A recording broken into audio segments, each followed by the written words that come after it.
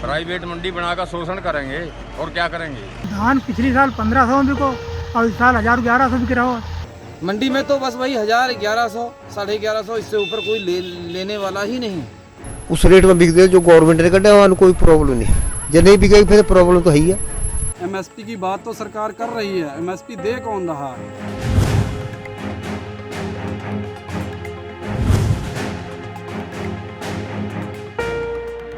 नमस्कार साथियों, गांव कनेक्शन में आपका स्वागत है। ये गांव कनेक्शन की डिजिटल चौपाल है जिसका नाम है गांव कैफे। गांव कैफे में कोई मुद्दा होता है जो आपसे जुड़ा हुआ होता है और हम और कुछ एक्सपर्ट उसमें बात करते हैं। आज का जो हमारा मुद्दा है वो है न्यूनतम समर्थन मूल्य यानी कि एमएसपी, और इस पे कैसे जो कि इस समय सीजन में धान की जो खरीद हो रही है उसको लेकर हम चर्चा करने वाले हैं। हमारे साथ हमारे आज के जो गेस्ट हैं वो हमारे साथी रिपोर्टर ही हैं जो जिन्होंने अलग अलग जिलों में अलग अलग राज्यों में पड़ताल की है और देखा है कि धान किस रेट पे बिक रहा है। तो हमारे साथ जुड़ रहे हैं उन्नाव उत्तर प्रदेश से सुमित यादव, सीतापुर उत्तर प्रदेश से हमारे साथ जुड़ेंगे मोहित शुक्ला, हरियाणा में कल कुरुक्षेत्र गए थे हमारे साथी अमित पांडे, वो हमारे साथ लाइन पे हैं। इसके अलावा हमारे साथ शाहजहांपुर उत्तर प्रदेश से जो कि धान की अपने आप मंडी है वहां जुड़ रहे हैं रामजी मिश्रा, बीरेन्द्र सिंह हमारे साथी हैं जो जुड़ेंगे बाराबंकी से, और इसके अलावा और जो साथी जुड़ते जाएंगे उनके बारे में मैं आपको उनका परिचय कराता जाऊंगा। लेकिन फिलहाल मैं आपको दिखाता हूं कि उत्तर प्रदेश में जहां पे धान की अच्छी खासी पैदावार होती, पंजाब और हरियाणा के बाद यहीं पे अच्छी खासी पैदावार होती, वहां के हाल क्या है। सरकारी रेट तो 1780 शायद, मगर मिल रहा हम लोगों को 12-11। जो सरकारी कांटे लगे हुए हैं ना तो उन पे हम लोग धान बेच पा रहे हैं। दरअसल धान वहाँ काश्तकारों का खरीदा ही नहीं जाता। वहाँ पे सिर्फ एक नाम के लिए क्रय केंद्र खुले हुए हैं। वहाँ पर सभी आड़तियों का या बिचौलियों का ही धान खरीदा जाता है। काश्तकार के पास मजबूरी है क्योंकि उसे आगामी फसल भी अपनी बोनी होती है, बैंक का कर्जा देना होता है, लेबर को पैसा देना होता है, तो काश्तकार कहाँ से धान का अपना स्टॉक कर पाएगा। जो हम मंडी में धान लेके जाते हैं तो उसमें मॉइस्चर कह रहे हैं ये है वो है, इसमें ये आ गया उसमें वो आ गया, तुम्हारा मॉइस्चर ऐसे नहीं ऐसे आएगा। बचौलिए का हाथ बेची तो वो उसका मॉइस्चर सही आ जाता औने पौने दाम पे, वैसे उसका मॉइस्चर ही नहीं सही होता। पचपोखरा वाले बता रहे हैं मेरी अभी आईडी ही नहीं खुली है, 10 तारीख के बाद लाइए, और बता रहे हैं मेरे जो गांव के भी किसान हैं उनका भी मैं तुलूंगा, उसके बाद में आपका नंबर लगाऊंगा। तो उम्मीद करता हूं कि आपने इस वीडियो में देखा होगा कि किसान क्या कह रहे हैं और क्या कह रहे हैं वो लोग जो जिनको इसमें पैसे की जरूरत है।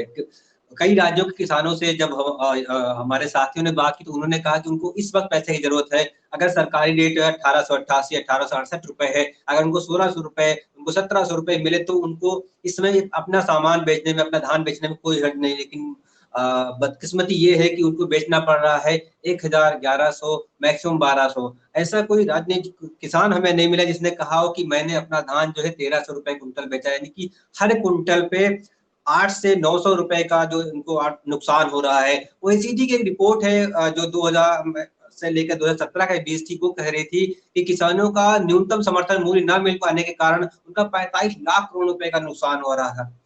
उतना बड़े आंकड़ों में अगर ना भी जाए तो आप 1 कुंटल वाले को जोड़ें तो उसको कितना, मतलब हर कुंटल पे नुकसान हो रहा है। फिर किसान की बात है, किसान की आमदनी बढ़ जाएगी, किसान का फायदा हो जाएगा, वो कहाँ से हो जाएगा। इन्हीं सबको लेकर के हमारे साथ जो मेरे गेस्ट जुड़े, मैं आपको सबसे पहले ले चलता हूँ उत्तर प्रदेश के सीतापुर में, जहां पे हमारे सहयोगी मोहित शुक्ला इस समय जो वहां पे नवीन गल्ला मंडी है वहां पे है, वो सुबह से उससे बात भी कर रहे थे और उनके साथ में कुछ किसान और आड़ती भी हैं। मोहित, स्वागत है आपका। बताइए अभी क्या है मंडी में हाल और आज दिन भर क्या रहा, वहां पे किस रेट पे धान बिका, कैसे खरीदारी हो रही है। सर, हमारे सीतापुर मंडी में 7 सेंटर बनाए गए हुए हैं सरकार के, जिसमें से 5 सेंटर कार्यरत हैं। बाकी अन्य जो लोग हैं किसान लोग, वो अड़तियों को धान बेच रहे हैं। हमारे साथ कुछ किसान हैं, आइए हम उनसे रूबरू कराते हैं। सर, उनसे मिलवाते हैं, वो बताएंगे अपनी आप बीती। सर, मैं नवेंद्र सिंह बोल रहा हूँ, डिस्ट्रिक्ट सीतापुर से। मैं रामपुर का रहने वाला हूँ। मेरे मंडी में 7 सेंटर लगे हुए हैं, 7 में 5 पे खरीदारी अच्छी हो रही है। मैं लेकर आया था धान, मेरा धान तोला गया, मुझको सेंटर में कोई तकलीफ नहीं है। बाकी मंडी में रेट किसान को नहीं मिल रहा है, 1100, 1150।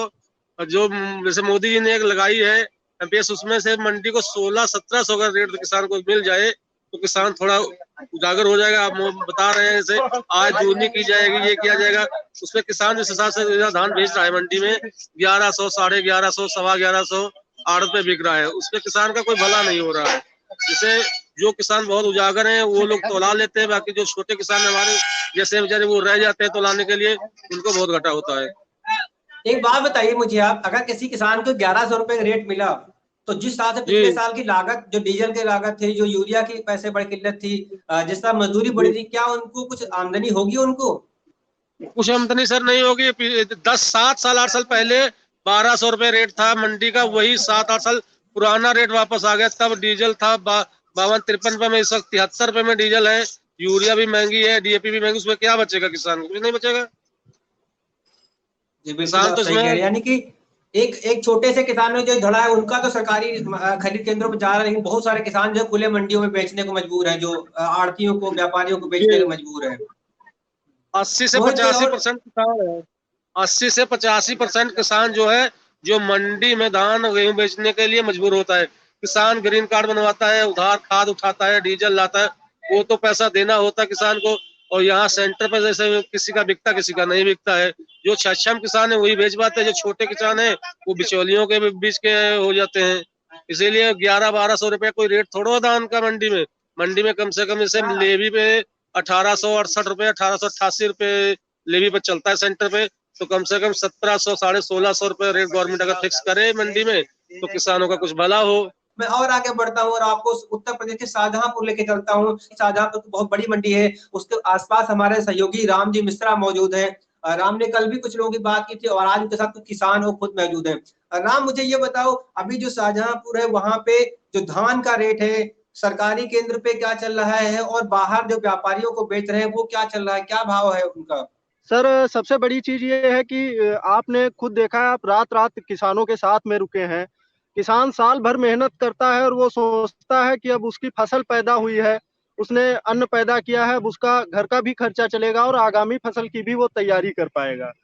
सरकारें भी दावा करती हैं कि आपको अच्छी रेट मिलेगी, आपकी अच्छी रेट के लिए ये नियम बना दिया गया, ये कानून बना दिया गया। लेकिन मैं खेतों में भी गया हूँ, मैं मंडियों में भी गया हूँ, लंबी लंबी लाइनें लगती हैं, किसान जाता है, तमाम नियम कानून बता दिए जाते हैं कि इसमें ये दिक्कत आ गई है, इसमें मॉइस्चर है, इसमें ये समस्या है, आपका ये रेट नहीं जाएगा। इसके अलावा मैं खेतों में जाता हूँ तो अभी मेरे पीछे जैसे खेत है, ये कट चुका है, एक किसान धान का खेत काट चुका है। अब उसके सामने समस्या ये है कि वो अपनी फसल को कैसे बेचे। मान लीजिए आंधी, पानी, बारिश, पत्थर, इनसे सबसे बचा तो उसकी जो रेट होती है वो काफी कम होती है। पता कि उनसे बचा तो 1000-1200 इस तरीके से उसको जो है धान बहाने ही पड़ते हैं। कहने का मतलब ये है कि उसने मेहनत की लेकिन उसको उसकी मेहनत का फल नहीं मिल पा रहा है। सर, यहाँ पर जो मंडी का रेट है वो 1800 के आसपास बताया जा रहा है, जबकि जो यहाँ पर बिचौलिए या व्यापारी या ये सब खरीद रहे हैं ये 1000 से 1100-1200, बस मैक्सिमम 1200 है, इसके ऊपर नहीं जा पा रहा है। वो भी अच्छे धान का, जो कि मतलब अच्छी किस्में हैं, उनकी ये हालत है। मैंने अभी मेरे साथ में शाहजहांपुर, तो आप धान लगाते हैं, धान बोते हैं या बोया था आपने और बेचा है? जी जी। क्या रेट गया आपने और क्या दिक्कतें आई आपको?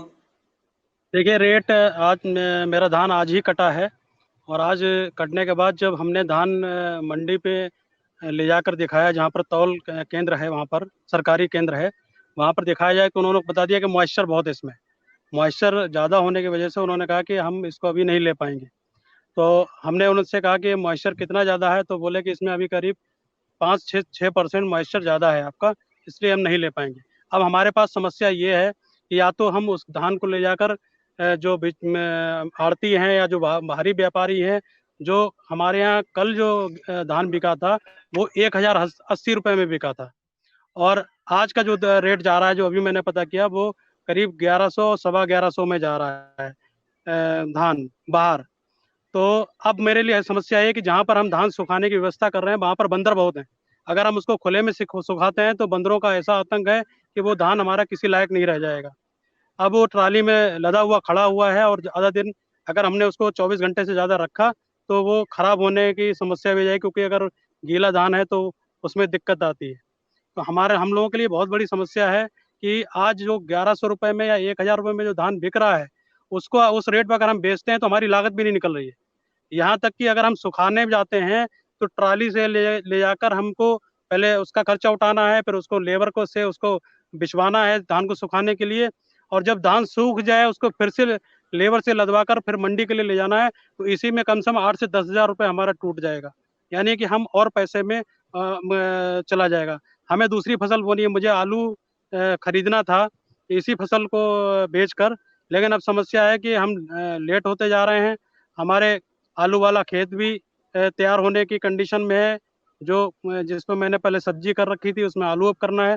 अब आलू के लिए हमारे पास पैसे नहीं है, या तो मैं औने पौने दामों में बेचूं जो बिक रहा है, या मैं उसको सुखा के बेचूं, तो बंदरों के आतंक से कैसे बचा जाए। हम अभी जिन जिन राज्यों में जिन जिन बात कर रहे हैं, हरियाणा में खरीद जरूर, हरियाणा पंजाब में 26 अक्टूबर शुरू हो गई थी, लेकिन उत्तर प्रदेश में सिर्फ एक खास एरिया में ही 1 अक्टूबर से धान खरीद शुरू हुई है। लेकिन वहां पे भी जो हाल है वो आपने देखा, लखीमपुर, सीतापुर, पीलीभीत समेत कई ऐसे जिलों के आपने किसान जो थे उनकी आपने बातें सुनी, जिसने अभी मंडी में बताया कि उसने अपना धान बेचा है। बाकी सबका हाल यही है हमारे।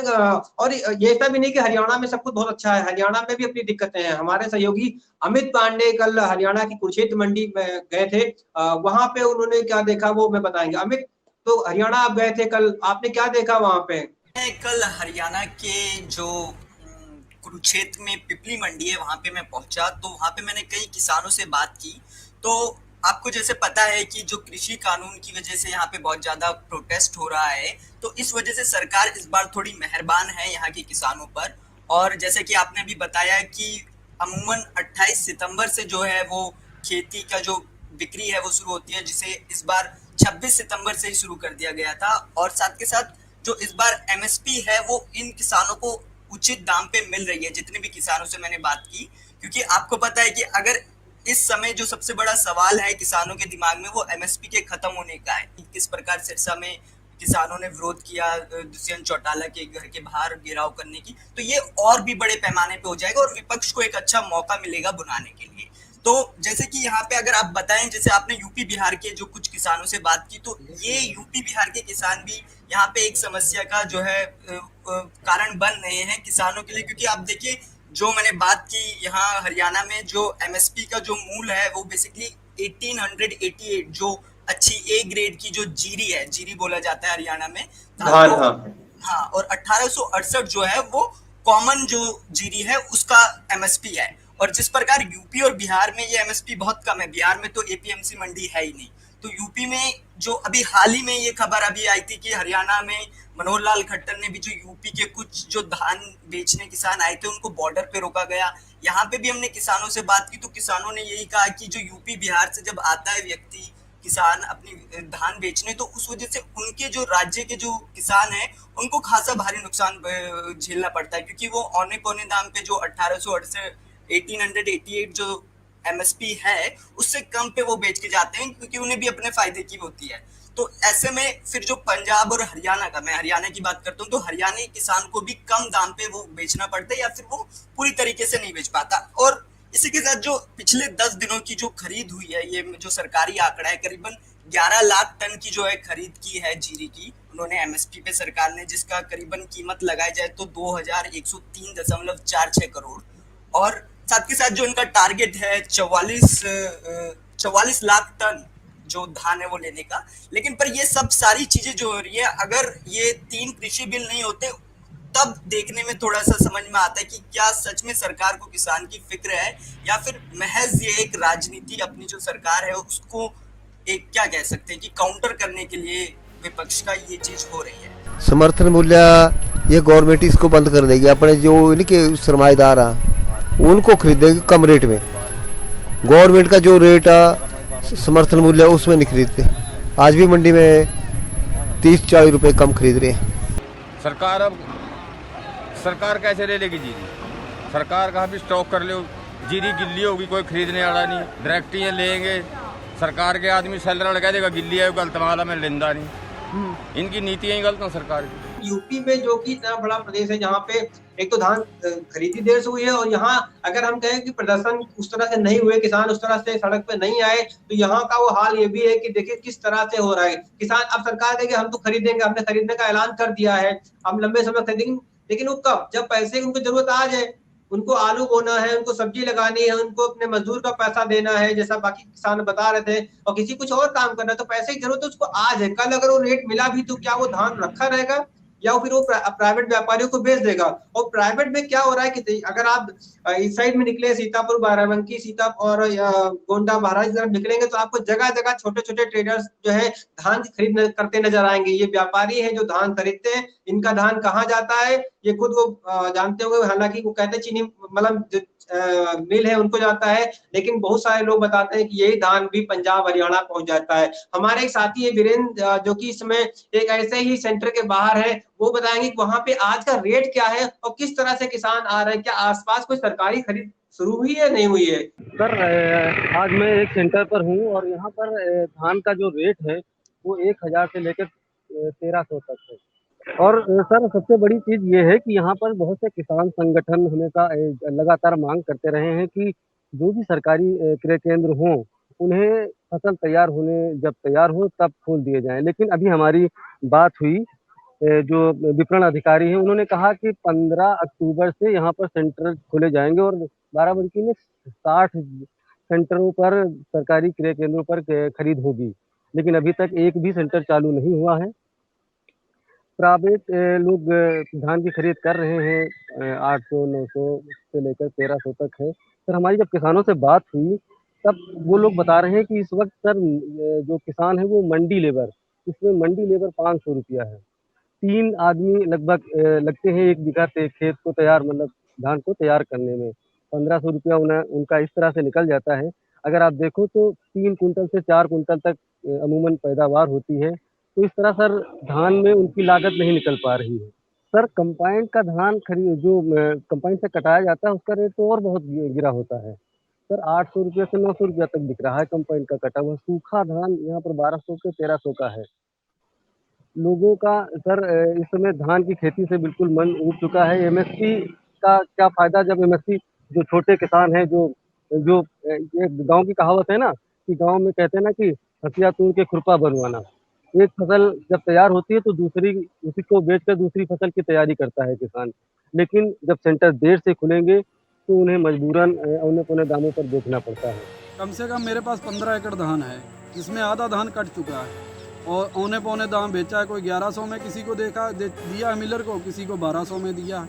काश्तकार के पास मजबूरी है क्योंकि उसे आगामी फसल भी अपनी बोनी होती है, बैंक का कर्जा देना होता है, लेबर को पैसा देना होता है। तो काश्तकार कहाँ से धान का अपना स्टॉक कर पाएगा? यूपी में सरकार ने कहा है कि 4000 खरीद केंद्र बनाए जाएंगे जिनसे उनकी खरीद होगी और 11 से 13 कंपनियों को जो एजेंसियां हैं उनको धान खरीद का टेंडर दिया गया है, वो खरीद करेंगी। इसके अलावा जो एफपीओ है, जो एफसीपी है, जो कृषि समितियां हैं वो भी खरीद करेंगी। लेकिन वो कब करेंगी और कितना धान करेंगी, इसका जो फायदा किसानों को कितना मिल पाएगा ये बहुत मुश्किल है। क्योंकि अभी यही वो समय है, दरअसल ये ना ट्रांजिशन का पीरियड है। जैसे वो कह रहे हैं वीरेंद्र, हमारे साथी कह रहे हैं कि हसिया को तोड़ के खुरपा बनवाना है, एक फसल जाएगी दूसरी आएगी। पिछले दिनों कोरोना रहा है, उसने जो उनको दर्द दिया वो दिया। ये उत्तर प्रदेश में अगर गेहूं खरीद की बात करें तो सिर्फ 15% गेहूं की खरीद हुई थी सरकारी में। ऐसे में ये भी नहीं कह सकते कि उनके पास बहुत सारा पैसा रखा होगा जिसको काम में लेके आएंगे। इस समय अगर मैं बात करूं कि और अगर किसी को ये लगता है कि अगर चलो धान नहीं दूसरी फसल बेच ले, तो यूपी में इस समय जो गेहूं का जो रेट है वो है 1500 रुपए। सरकार तो खरीद तभी बंद कर चुकी है। सरकार का रेट जरूर 1925 रुपए था, लेकिन वो तो उसी समय बंद कर चुकी थी जब खरीद शुरू हुई थी। उसका कोटा पूरा हो गया, बंद कर दिया। अब किसानों को प्राइवेट व्यापारियों को बेचना है और प्राइवेट व्यापारियों के जो रेट है वो 1500 रुपए कुंटल है। किसी को अगर गेहूं खरीदना है तो 1500 रुपए कुंटल में खरीद सकता है। यानी कि किसानों के पास कोई ऐसा मौका नहीं है, कोई ऐसी फसल नहीं है, कोई ऐसी इनके पास पूंजी नहीं है जिसके जाकर के वो काम कर सके। वो बैंक वाले अलग से परेशान कर, जो कोरोना के दौरान जिनको ट्रांजिशन पीरियड मिला था वो 1 अक्टूबर को खत्म हो चुका है, 1 सितंबर को खत्म हो चुका, 1 अक्टूबर को खत्म हो चुका है। अब उनको पैसे देने हैं। सरकार जो बैंक है वो लगातार दबाव बना रही है किसानों पे कि वो आए और अपनी जो केसीसी है उसको पैसा पूरा करें। पिछले दिनों को जब पैसा गया नहीं, नया पैसा मिला नहीं, तो किसानों के पास ये भी नहीं हो सकता कि वो जाके नया लोन तुरंत निकाल लें। हमारे एक और साथी हमारे साथ जुड़े हैं, सुमित यादव, लखनऊ के करीब उन्नाव मंडी से, वो मंडी में ही है। सुमित, क्या हाल है वहाँ पे? अभी तो आपके जिले में भी खरीद शुरू नहीं हुई है, लेकिन धान क्या इसे बिक रहा है, क्या हो रहा है? जी सर असल में नमस्कार सर।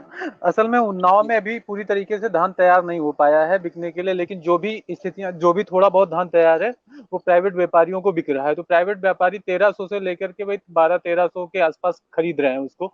क्योंकि किसान के सामने मजबूरी की फसल तैयार हुई है, छोटे जो किसान है थोड़ी सी फसल तैयार हुई, उनको किसान से ने जो पैसा लिया हुआ था व्यापारियों से अपने धानों को सींचने के लिए, चूंकि आप इसके पहले भी बताया जा चुका है कि उन्नाव में बारिश भी इस बार बहुत कम हुई थी, इस वजह से यहाँ पे किसानों ने धान को सींच करके इंजन से, ट्यूबवेल से सींच करके उसको तैयार किया है, तो जिसके लिए बहुत लागत उसकी इस बार बहुत ज्यादा बढ़ गई थी।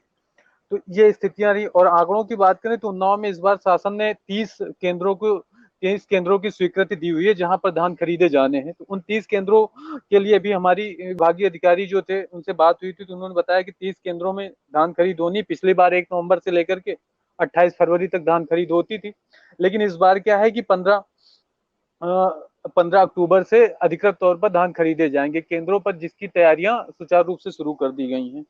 लगभग इसके लिए जो है उन्होंने क्या तैयारियां की हैं कि और जिले में किसानों के पंजीकरण की स्थिति अगर बताएं हम आपको, तो यहाँ पे 1060 किसानों ने अभी तक ऑनलाइन धान खरीद के लिए पंजीकरण कराया हुआ है सर। हेलो, बस एक हजार धान किसानों ने कराया है, ये भी प्रक्रिया है किसान के साथ एक। जी जी, हालांकि पंजीकरण सरकार के साथ की पारदर्शिता है, इससे जो है जो व्यापारी है वो अपना धान नहीं बेच पाए, लेकिन आम किसानों के लिए, छोटे किसानों के लिए ये भी मुश्किल भरा काम है। जी जी, मुश्किल काम है। दूसरी चीज ये है कि किसानों को इतनी जागरूकता नहीं है, केंद्रों पर जाकर के छोटे किसानों को बड़ी समस्याओं का सामना करना पड़ता है। जैसे बोरों की समस्या, अक्सर हमने देखा है कि बोरों की समस्या केंद्रों पर बनी रहती है। किसान, छोटा किसान किराए की गाड़ी, किराए का ट्रैक्टर लेके केंद्र पर जाता है तो उससे बताया जाता है कि आप 1 दिन गाड़ी खड़ी रखिए, रात भर खड़ी रखिए, 2 दिन खड़ी रखिए। तो ऐसी स्थिति में किराए की गाड़ी वो खड़ी नहीं रख सकता है। धान को अगर खुले में वो अपना धान लगाता है तो उसे चिंता बनी रहती, किसी भी वक्त मौसम खराब हो सकता है, कोई भी परिस्थितियां हो सकती है, ऐसी समस्याएं भी आती हैं। तो इन सब समस्याओं से जूझ रहा है किसान यहाँ पे वर्तमान में। तो अभी फिलहाल क्रय केंद्रों पर कुछ भी शुरू नहीं हुआ है, तैयारियां ही चल रही हैं। 12 राइस मिलों से, जिले में बताया गया कि 12 राइस मिलों से हमारा टाई अप हो गया, जो विभिन्न क्रय केंद्रों से धानों को सीधे अपने यहाँ उठाएंगी। 12 राइस मिलों को उन्होंने हायर किया हुआ है। शुक्रिया सुमित। मोहित, आप पीलीभीत पे गए थे बीच में, उधर लखीमपुर भी होकर के आए थे। उन दो जिलों, ये तो सरकारी खरीद यहाँ शुरू हो चुकी है, ये धान का गढ़ है, काफी धान यहाँ गन्ना भी पैदा होता है, धान भी पैदा होता है। वहां पे क्या चल रहा है? पीलीभीत में बहुत सारे मिल भी हैं।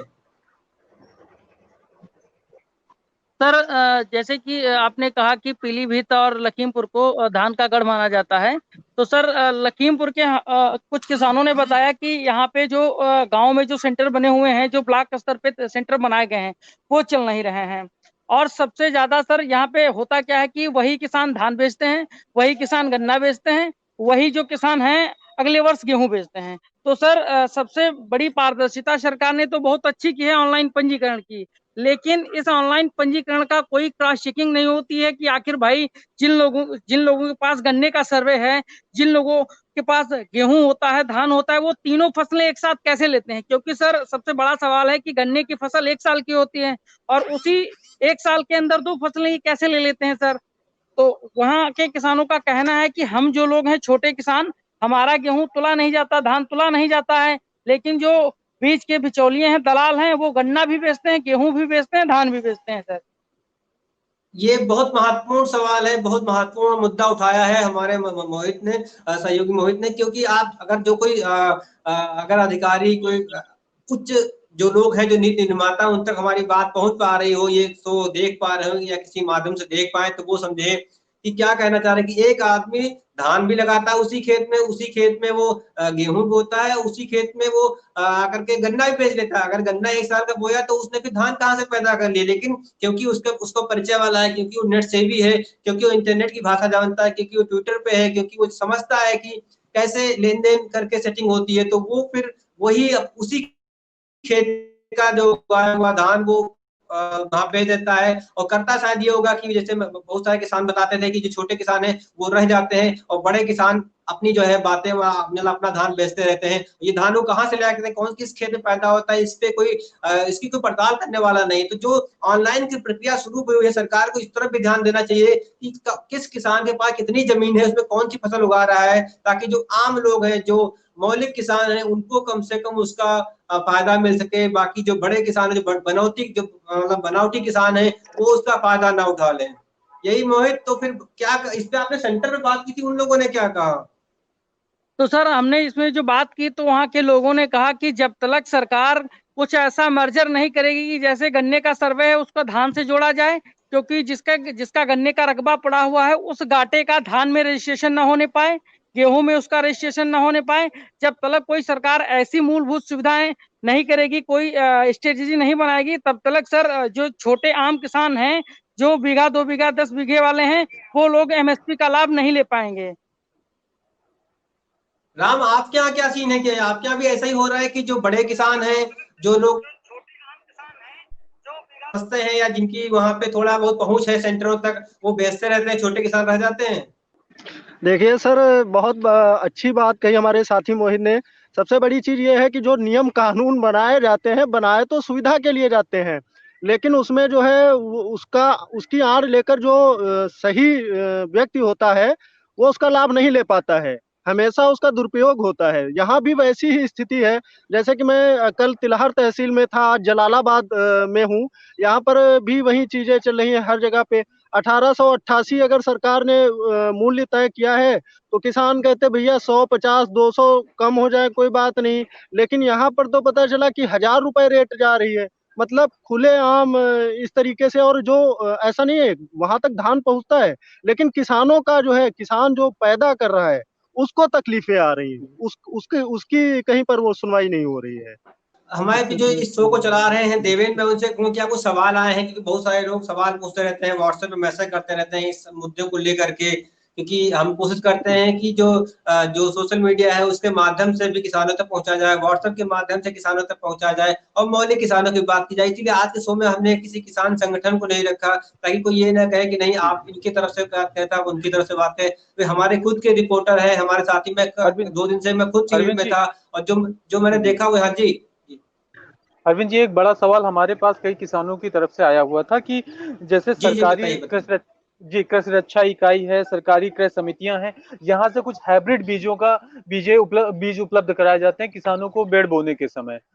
उनको प्रमोट किया जाता है, किसानों को प्रोत्साहित किया जाता है कि वो हाइब्रिड बीजों की बुआई करें जिनमें अच्छी पैदावार बहुत अच्छी होती है, रोग प्रतिरोधक क्षमता उन दानों में ज्यादा होती है। इस टाइप की तमाम सारी चीजें किसानों को बता करके वो बीज दिया जाता है। लेकिन किसानों की शिकायत है कि हाइब्रिड धान जो होता है वो खरीद केंद्रों पर नहीं खरीदा जाता है। तो आखिर सरकार ऐसी व्यवस्था क्यों लागू की है कि बीज के लिए तो बहुत ज्यादा प्रोत्साहित करती है लेकिन धान नहीं खरीदा जाता है सिर्फ?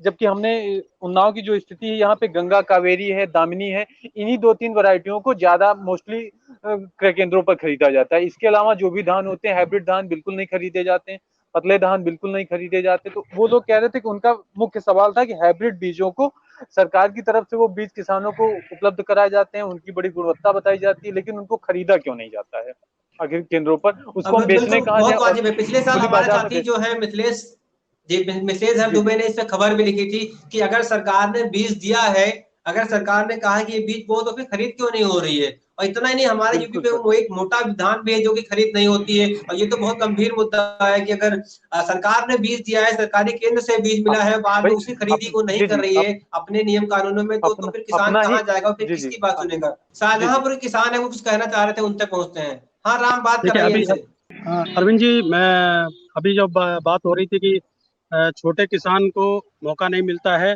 कि वो वहाँ पर सरकारी क्रय केंद्रों में बेचे, बिचौलिए या बड़े किसान उसका फायदा उठाते हैं। तो मैं आपको एक आंकड़ा दे दूं कि केवल 6%, पूरे भारत में केवल 6% धान और गेहूं की खरीद होती है सरकारी क्रय केंद्रों पर।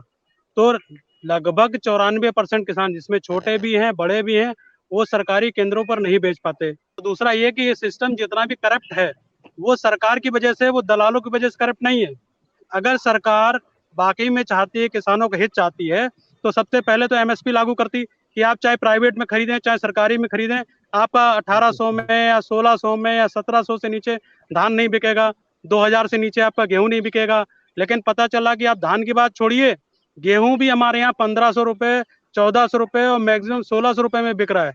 उत्तर प्रदेश के और बिहार की सरकारों के पास ना तो गोदाम है रखने के लिए और ना ही वो ऐसी व्यवस्था है कि जो FCI के पास भी इतने गोदाम नहीं है जितना कि गेहूं यहाँ पर या धान पैदा होता है उसको वो स्टोर कर सके। तो ये लोग जानबूझ के डिले करते हैं। एक पूरी सरकारी कॉन्स्पिरेसी है जिसमें जानबूझ के डिले करते हैं सेंटर लगने में। जब सेंटर डिले हो जाते हैं, मान लीजिए अगर सेंटर 15 अक्टूबर के बाद लगेंगे तो कोई भी किसान 15 अक्टूबर तक ना तो गेहूं बोने के लिए इंतजार करेगा, ना सरसों बोने के लिए इंतजार करेगा, ना ही आलू बोने के लिए इंतजार करेगा। सारा गेहूं धान तो वो बेच देगा बाहर मंडियों में पौने पौने दामों में। फिर आप अपने क्रय केंद्र लगाइए या कुछ भी करिए, उससे किसान को क्या फायदा। और बिल्कुल मैं इस बात से सहमत हूं कि अगर 15 अक्टूबर से या 20 से शुरू होगा तो धान कब उसकी खरीद कब करेगा। इस समय जो आलू का रेट है वो इसमें 2800 रुपए से लेकर 3500 रुपए कुंटल तक का है और एक जो DAP बोरी है वो 1400 से 1500 रुपए की है। मजदूरी अलग से दी जा रही है। 1 एकड़ की जो बुआई हो 3000 रुपए तक आ रही है, 3000 के आसपास आ रही है आलू की बुआई। 300 से 400 रुपए बीघा तक मशीन वाले रहे। ऐसे में एक किसान के पास इतना भी अगर 10 से 15 कुंटल भी 20 कुंटल भी अगर गेहूं बेचता है, धान बेचता है, तब जाके शायद ही वो एक जो है एकड़ पे वो धान लगा पाए और 1 एकड़ में आलू लगा पाए। तो इस तरह की जो मुश्किलें हैं उनको किसान लगातार उनसे जूझ रहे हैं और उनके सामने संकट यही है कि वो अब कौन सी फसल बोए। अगर वो इससे चूके, जैसे कहते हैं नहीं, डाल का चूका बंदर बसता नहीं है, अगर इस समय किसान चूक गए ना तो फिर उनके लिए आगे का जो सफर है बहुत मुश्किल हो जाएगा। खरीफ का सीजन जा रहा है, अगर वो रबी में अपने मतलब भर के फसल नहीं बो पाए, अपने खेतों में बात नहीं कर पाए, अपने आगे के लिए आमदनी नहीं कर पाए तो क्या करेंगे। कि बहुत सारे ऐसे लोग भी हैं जिनके बच्चे घर वापस आ गए हैं, अब जो शहरों में काम करते थे उनको पालना है। तो खेतों में जो इसमें गांव है वहां पे वर्कलोड बढ़ा है, वहां पे जो लोगों के पास जो खर्च है उनके बढ़े हैं, लेकिन आमदनी जो इस तरह होनी चाहिए वो नहीं हो पाई है। सर एक सवाल ये है, किसानों ने हमसे बताया, कहा कि जब ये जो सरकारी क्रय केंद्र हैं, ये क्रय केंद्र खुलते नहीं है, टारगेट पूरा हो जाता है, जो खरीद का लक्ष्य एक निर्धारित किया जाता है उससे 10 गुना अधिक धान भी खरीदा जाता है, गेहूं भी खरीदा जाता है, लेकिन जो क्रय केंद्र हैं ये तो हमेशा बंद रहते हैं।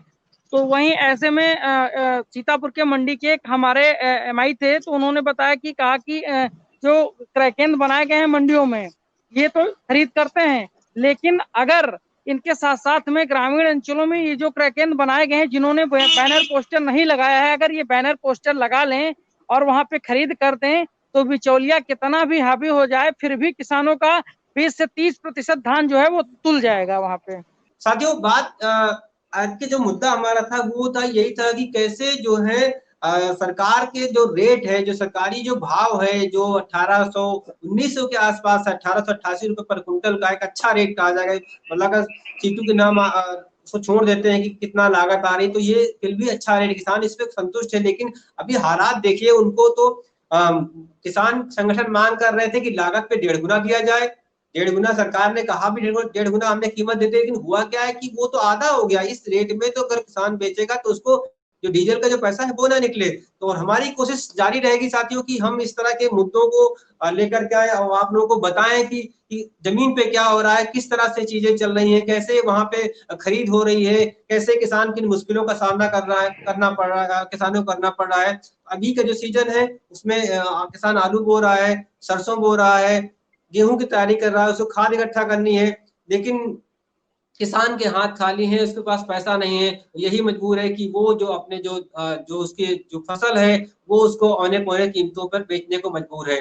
तो बहुत बहुत शुक्रिया साथियों, धन्यवाद हमसे जुड़ने के लिए और उम्मीद करता हूँ जल्द हम मिलेंगे, एक नए मुद्दे पे बात करेंगे और बताएंगे कि ग्रामीण भारत में क्या हो रहा है।